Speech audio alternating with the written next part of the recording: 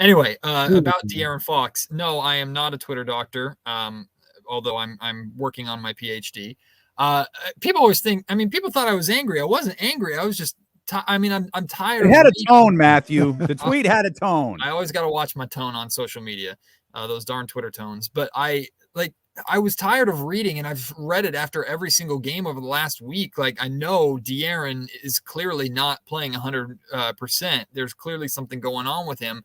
But if De'Aaron Fox is good to go, and the Kings media, or rather the Kings training staff, is saying De'Aaron Fox is good to go, then I want him to go. Like, we're talking about the best player on your team, and no, De'Aaron Fox is not playing like he did when the Sacramento Kings started the season, scoring close to 30 points every single night. That's not what he's doing right now. But he's still in the double digits. He's still playing very well defensively. Like, even through this bruise that he's dealing with on his foot, which sounds horrendous to deal with, like, he's still playing the best defense of his career, and he's been doing that over that 3-game win streak before last night's game, and even had some decent moments in last night's game. So De'Aaron is still contributing in many ways to where, even if he's not at 100%, 80% of De'Aaron Fox, 70, 60% of De'Aaron Fox is still a way better option for the Sacramento Kings than 0% of De'Aaron and asking everybody else to fill that gap. De'Aaron doesn't just have to score the basketball for the Sacramento Kings to win. And what's the most important part is, even when De'Aaron has been playing hurt, the Sacramento Kings are still winning games. So what are we complaining about? I think if De'Aaron, now that he's listed as questionable, if De'Aaron needs a game off, and he thinks he needs a game off, and the team thinks he needs a game off, I trust their decision. But if De'Aaron Fox is playing, he's clearly good to go. And I think it's a damned if you do, damned if you don't situation for De'Aaron, because there are a ton of people going back to last season that accused De'Aaron of sitting out and not playing games and choosing to sit out while he was hurt or banged up a little bit, that trashed him for that. So now he's choosing to play through discomfort because he thinks that gives the Kings the best chance to win, which, newsflash, it does. Winning is clearly what he cares about. Winning is clearly what this team cares about.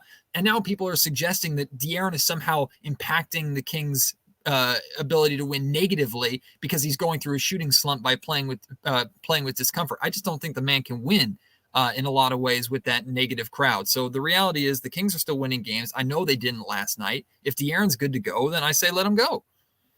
Yeah, and I agree with a lot of that. I know I agree with everybody that, he doesn't look like himself. He looks like he's playing through something, which he is, or whatever the case may be. I just think, more to some of these open shots, he's getting some open looks that he's just not hitting. Mm-hmm. And, whether it's the lift on a shot because of the foot or whatever, I don't know. But it's not always just like, oh, he can't get by somebody and is struggling with, people at the rim. He's had some wide open looks that he just isn't knocking down. And I look at the way he's playing through injury and trying to gut it out, and I appreciate that. And I also think it's fair to say I need him to still play, better basketball. Like, if you're hurt and you're hampered, that's not, it's still not okay to go 5 of 16. Like, I need you get some open looks, you got to knock them down, and that's kind of where I'm at. Where do you stand on, like, players that are playing hurt being immune to any type of criticism of their game? Because that's what some people feel. No, I think that's a completely different and warranted conversation. De'Aaron absolutely has to play better. No one is saying, or at least in my case, I'm not saying that De'Aaron deserves a pass because he's out there playing banged up. If you're good to go, if you're saying you're good to go, I expect De'Aaron Fox. And while he has not been providing himself, my point was he's still been providing enough for the Sacramento Kings to win a majority of the basketball games that they've been playing during this banged up stretch for Fox. So that's what I'm pointing to. But yeah, De'Aaron has to shoot way better than that. And the Kings, reality is the Kings need De'Aaron to get back to his 20 to 25 points per game a night form. They don't, thankfully, this team doesn't rely on it to win every single night, which is a credit to Monty McNair and how he's built this roster. But De'Aaron absolutely has to be better. But at the same way, like, Kevin Huerter's been missing shots. Keegan Murray just went through a slump where he was missing shots. Good looks for the two of them as well. So, like, whether it's injury-based or just a shooting slump, that, like, these are things that players go through all season long. And what you want to do when you have a prominent player that's in this position is, one, you want to give them as much opportunity as they can to work through it and hope that they can work through it quickly. But number two is you want a team that can support him and pick him up during those times. And that's what the Sacramento Kings have built. So De'Aaron absolutely does not deserve a pass for struggling as mightily as he is. The Kings, he is their star. The Kings need him to carry through, and they expect him. We all expect him to play better than how he's playing right now. But to suggest that De'Aaron playing through injury is somehow hindering the Kings' ability to win games, and I've seen those comments on my podcast, I've seen those comments on Twitter, that to me is ridiculous. And I'm 100% on your side with that. And I think we've outlined this, through I think we're up to 7 games now. De'Aaron's, there isn't a game where you point to and go, wow, if De'Aaron was, that was better De'Aaron, team would have won. And that's not the case last night. Like, the Bucks were going to do what they did, regardless of the way De'Aaron Fox was shooting. He might have been able to slow a few things down there, particularly during that 3 or 4 minute stretch. I don't even think it was 4 minutes. Shoot, it might not even have been 3 minutes. It was quick. It was lightning quick that the Bucks opened things up. Maybe he could have slowed things down a little bit, but I think what I'm concerned about is I don't want to get to that point. I don't want to come out of the New York game and looking at De'Aaron being, 3 of 13 or 3 of 14, and the Kings lose that game by 2. And then it's like, I don't know this, but I'm confident if you had put Davion out there for a longer stretch, maybe things would have gone better. And again, it's not a criticism of Fox for trying to play through something. It's what's the best way of managing this? Because we've talked about, Matt, the depth of this team, the fact that you have, Davion Mitchell. I think Terrence Davis's availability is important to this equation as well. The hub of the universe, the Kings universe, is Domantas Sabonis. Like, you've got playmakers. Like, it's not a death sentence like it used to be if De'Aaron was out. It was like there's enough here to maybe missing a game. It's not the end of the world. But we also pointed out maybe missing a game doesn't actually help De'Aaron either, because it's one game. And if it's a bone bruise, I mean, resting a bone bruise. I mean, I'm again, Twitter doctor, PhD, written in crayon. Like, I have no idea what in the world a bone bruise is, let alone how to fix it. Like, it sounds like it's a painful injury that you just kind of have to work your way through. And again, if De'Aaron feels that he's good enough to go and the training staff feels that it's not severe enough to hold him out, or feel that holding him out wouldn't make that much of a difference, then I say let the man play, because that gives you your best opportunity to win basketball games. I do agree that this team is better suited to overcome that De'Aaron not playing period, but I still think, what did De'Aaron have in last night's game? Was it 16 points or 14 points or something like that?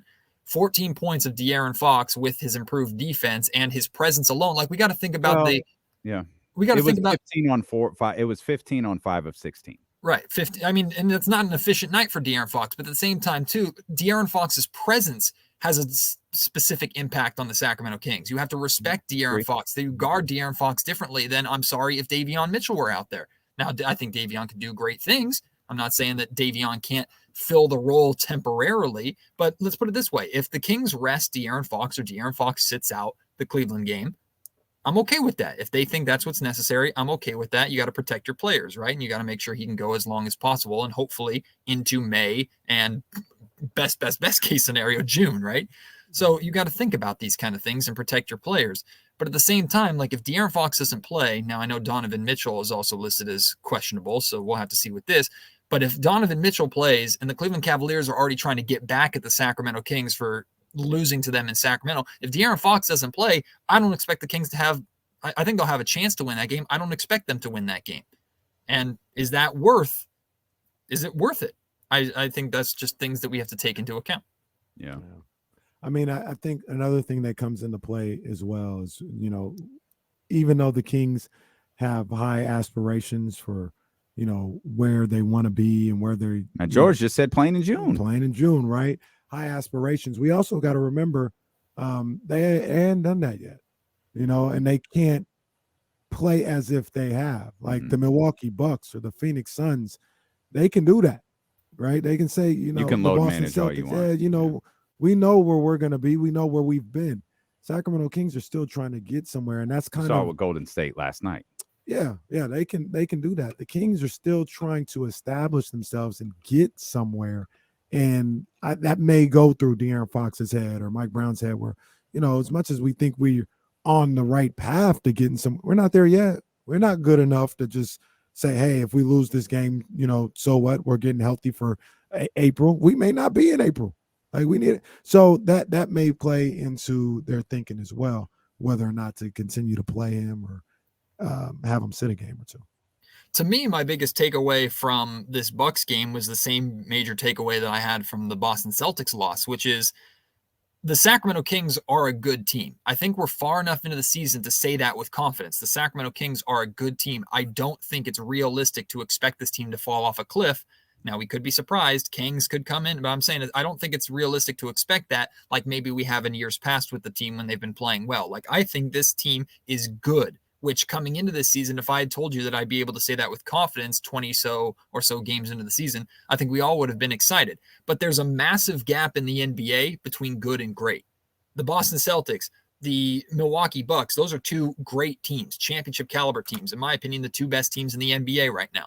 Like, and records wise, I think would show that. And I think those two are going to, I think the best chances for a champion are in the Eastern Conference over the Western Conference this year. That's just my opinion. Like, I think it's perfectly clear. I call it like a brutal progress report.